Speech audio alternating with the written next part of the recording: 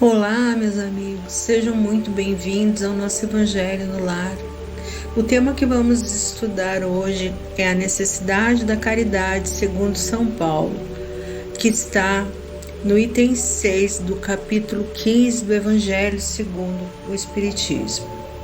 Que a paz de Jesus esteja na nossa mente, também no nosso lar, nesse momento. Se essa mensagem fizer bem para você, se inscreva no canal, deixe seu like, para que mais pessoas possam também receber esse amparo. Vamos juntos agora acalmar nossa mente, levar nosso pensamento a Deus e sentir a presença amorosa de Jesus, dos bons espíritos. Você pode também deixar um copo d'água do lado para ser fluidificado durante o Evangelho e no final beber esse copo d'água. Prece inicial. Senhor, Pai de infinito amor e bondade, agradecemos por mais essa oportunidade de estarmos contigo nesse estudo de reflexão, nesse crescimento espiritual. Jesus, nosso mestre e amigo, seja conosco nesse momento, inspirando nossos pensamentos, nos fortalecendo.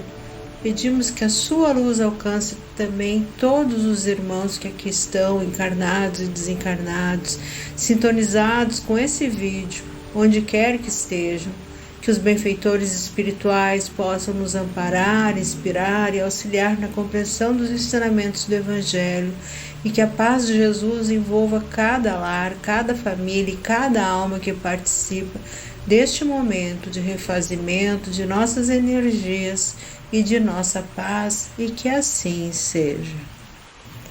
Leitura. Necessidade da caridade segundo São Paulo.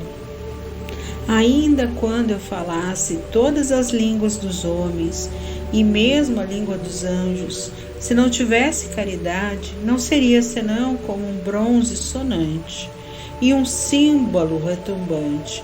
E quando eu tivesse o dom da profecia, penetrasse todos os mistérios e tivesse uma perfeita ciência de todas as coisas, quando tivesse ainda toda a fé possível, até transportar as montanhas, se eu não tivesse a caridade, eu nada seria. E quando tivesse distribuído meus bens para alimentar os pobres e tivesse entregue meu corpo para ser queimado, se não tivesse caridade, tudo isso não me serviria de nada. A caridade é paciente, é doce, é benfazeja. A caridade não é invejosa, não é temerária e precipitada. Ela não se enche de orgulho, ela não é desdenhosa, não procura seus próprios interesses, não se melindra e não se irrita com nada, não suspeita mal, não se regozija com a injustiça, mas se regozija com a verdade. Tudo suporta, tudo crê, tudo espera e tudo sofre. Agora essas três virtudes, a fé, a esperança e a caridade, permanecem, mas entre elas a mais excelente é a caridade. Isso está escrito por Paulo na primeira epístola aos Coríntios, capítulo 13, versículos de 1 a 7 e também o item 13. Então Paulo de Tarso, que no Evangelho está como São Paulo, de tal forma compreendeu essa verdade que disse: ainda quando eu tivesse a linguagem dos anjos, quando eu tivesse o dom da profecia e penetrasse todos os mistérios, quando eu tivesse toda a fé possível até transportar as montanhas, se eu não tivesse a caridade, eu nada seria. Entre essas três virtudes, a fé, a esperança e a caridade, a mais excelente é a caridade. Coloca assim, sem equívoco, a caridade acima mesmo da fé, porque a caridade está ao alcance de todo mundo, do ignorante, do sábio, do rico, do pobre, e porque independe de toda a crença particular. E fez mais, ele definiu a verdadeira caridade, mostrou-a não somente na beneficência, mas na reunião de todas as qualidades do coração, na bondade e na benevolência para com o próximo. Comentários. Então, neste capítulo, Allan Kardec nos apresenta ainda um dos ensinamentos mais importantes de toda a doutrina espírita, que é: fora da caridade não há salvação. Para explicar essa verdade, ele recorre às palavras do apóstolo Paulo na primeira epístola aos Coríntios, onde encontramos o verdadeiro hino à caridade. Paulo começa nos surpreendendo. Ele afirma que poderíamos falar a língua dos homens, dos anjos, conhecer todos os mistérios, possuir uma fé capaz de transportar montanhas e até distribuir todos os nossos bens aos pobres. Ainda assim, se não tivermos caridade, nada disso terá valor diante de Deus. Por que Paulo faz uma afirmação tão forte? Porque ele deseja nos ensinar que Deus não observa apenas aquilo que fazemos, mas principalmente aquilo que somos. As obras exteriores são importantes, mas somente possuem verdadeiro valor quando nascem de uma alma transformada pelo amor e pela caridade. Em seguida, Paulo descreve quem é a caridade.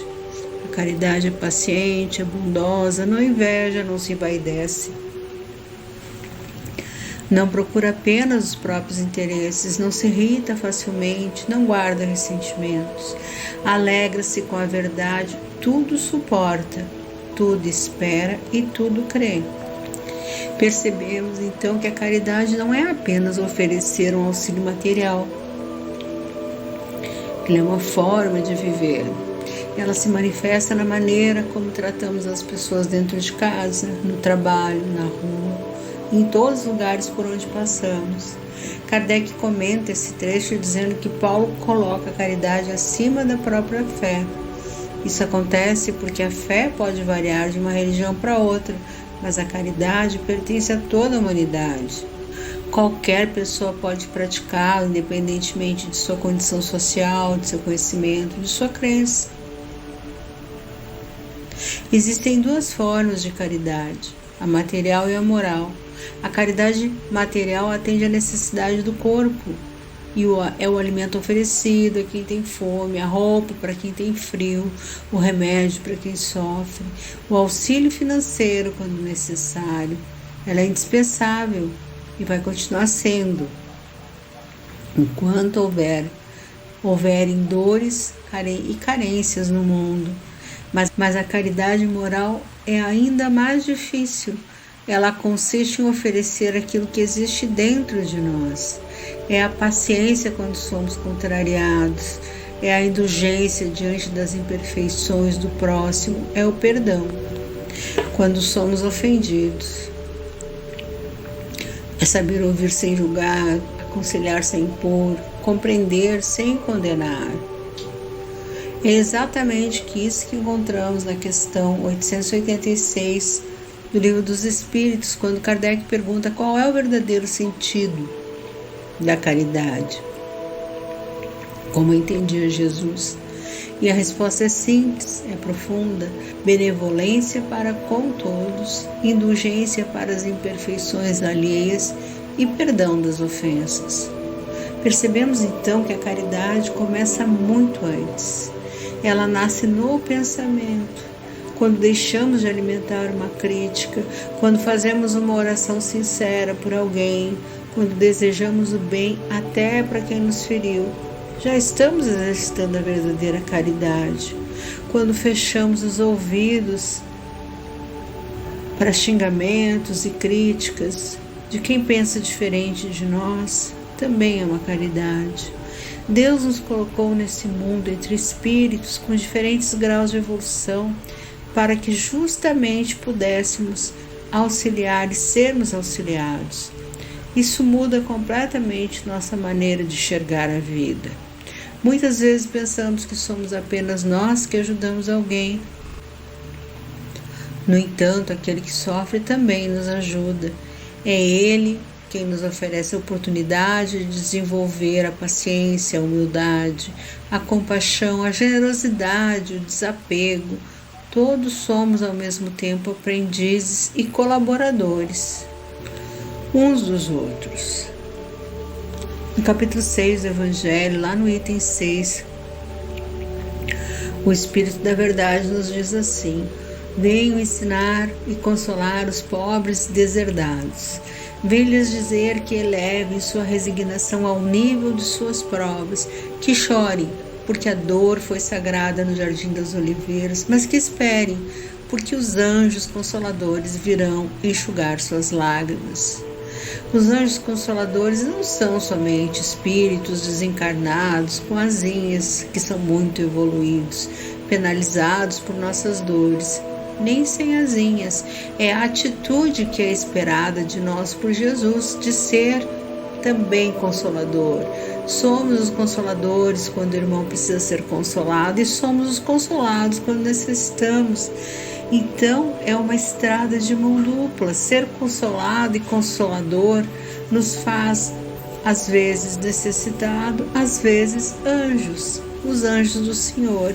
E isso é o nosso tesouro, que não podemos nem devemos abrir mão, porque nesse mesmo item o Espírito de Verdade nos ensina que é isso que nos tornará ricos nas esferas superiores. Não é a riqueza material que aqui é mencionada, mas a riqueza moral de quem é caridoso. O Espiritismo nos ensina ainda que a caridade nunca beneficia somente quem recebe. Ela transforma profundamente quem a pratica. Cada gesto de perdão diminui o peso que carregamos na alma.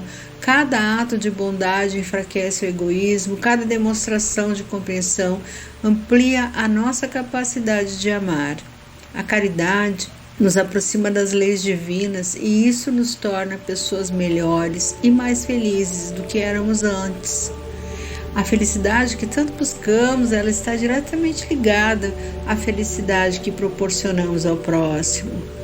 Não porque devemos fazer o bem esperando recompensa, mas porque existe uma verdadeira lei de ação e reação. Quando espalhamos paz, quando espalhamos compreensão, quando espalhamos esperança, é o nosso próprio espírito que passa a viver em sintonia com esses sentimentos. E a primeira pessoa beneficiada pela caridade somos nós mesmos. Quando espalhamos paz, compreensão, esperança, é o nosso próprio espírito que passa a viver em sintonia com esses sentimentos. E a pessoa primeira beneficiada pela caridade também é aquela que a pratica. Assim como aquela imagem de quem entrega flores é a mais beneficiada pelo perfume e pelo gesto também. É a mesma coisa com a paz, com a sintonia. Tudo é sintonia de sentimentos. Dê paz, compreensão e esperança, que é assim que você vai se sentir. Os bens materiais ficam na terra. Os títulos, as posições sociais terminam com a existência física. Os bens materiais ficam na terra. Os títulos, as posições sociais terminam com a existência física. Mas a paciência que conquistamos, a humildade que desenvolvemos, o perdão que concedemos, a benevolência exercida, a caridade vivida, tudo isso torna-se patrimônio eterno do Espírito. Essa riqueza ninguém pode nos tirar. Por isso Jesus fez da caridade o centro dos seus ensinamentos e por isso Kardec afirmou com tanta convicção que fora da caridade não há salvação. A caridade é tão importante que aparece no Evangelho 246 vezes, não porque Deus ou Jesus impõe uma condição para nos amar, mas porque somente a caridade possui força para vencer o egoísmo, somente a caridade possui força para transformar a nós mesmos e conduzir-nos à verdadeira felicidade. Que ao encerrarmos esse estudo, possamos fazer uma pergunta para nós: qual é a caridade que Jesus espera de mim hoje? Talvez seja uma palavra de consolo, talvez seja um prato de comida, talvez um gesto de paciência dentro da nossa família, talvez um perdão que adiamos há tanto tempo, talvez apenas olhar de forma mais bondosa para quem caminha ao nosso lado.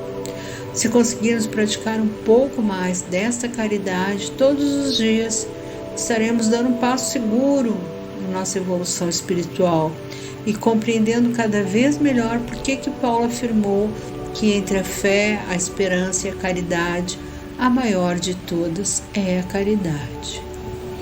Agora vamos fazer as vibrações. Então, fechando os olhos, elevando o nosso pensamento a Deus, a Jesus, vamos irradiar amor, vamos irradiar paz e vamos irradiar esperança para toda a humanidade, pelo nosso planeta Terra, pela presença do Evangelho em todos os lares da Terra, em todos os espíritos encarnados e desencarnados. Vamos irradiar por todos os presentes nessa reunião, para que sejam envolvidos pela paz, pela luz e pela proteção divina. Vamos irradiar pelos irmãos que enfrentam calamidades e necessidades. Vamos irradiar pela harmonia, pela compreensão e fortalecimento de todas as famílias. Também irradiamos pelos irmãos com quem temos dificuldades, para que o perdão, o respeito e a fraternidade cresçam sempre entre nós. Também vamos irradiar pelos irmãos com quem tem dificuldades ou temos dificuldades, para que o perdão, o respeito e a fraternidade cresçam sempre, despertando para a tolerância, o entendimento e a aceitação do outro. Irradiamos por aqueles que ainda não enxergam o bem, o belo e o bom, e a felicidade encontrada no conhecimento e na prática das leis de Deus. Irradiamos pelos familiares, pelos amigos que enfrentam enfermidades, enfrentam aflições ou desafios, para que recebam amparo e renovação na sua caminhada. Irradiamos pelos nossos familiares e amigos desencarnados, para que sejam amparados pela misericórdia divina. Irradiamos por esse lar, para que permaneça iluminado, protegido e fortalecido pelos ensinamentos de Jesus. Vamos fazer nossa prece final, agradecendo por esse momento de aprendizado, de consolo, pela presença dos amigos espirituais, que estamos sendo agraciados. Então, a nossa gratidão aos benfeitores que nos acompanharam com carinho, nos auxiliando na compreensão dessa mensagem, nos lembrando de exemplos a dar para vocês, nos ajudando, deem os seus exemplos também para nós, nos ajudando a transformar os ensinamentos que recebemos em atitudes de amor, de paciência, de humildade, de caridade no dia a dia, que esses nos fortaleçam para a prática do bem, para o perdão sincero, para o cumprimento dos nossos deveres diante da vida. Pedimos amparo para todos os irmãos sofredores, encarnados e desencarnados, para que encontrem consolo, esclarecimento, paz, que possam ficar bem. Nos auxilia, Jesus, na vigilância dos nossos pensamentos, das nossas palavras, das nossas atitudes, para que permanecemos no caminho do bem. Que Deus, Jesus e os bons espíritos nos envolvam em sua luz, protegendo nossos passos, abençoando nossos lares, e que assim seja. Gratidão pela companhia de todos vocês nesse encontro.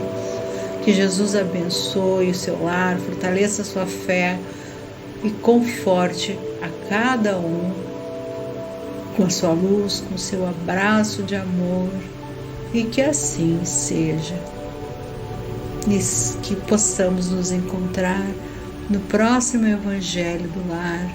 E assim como eu fiz com o comentário, compartilhando essa experiência, façam vocês também, né? Comentem a experiência de vocês de superação, porque também é uma forma de caridade, porque pode fortalecer alguém que esteja lendo.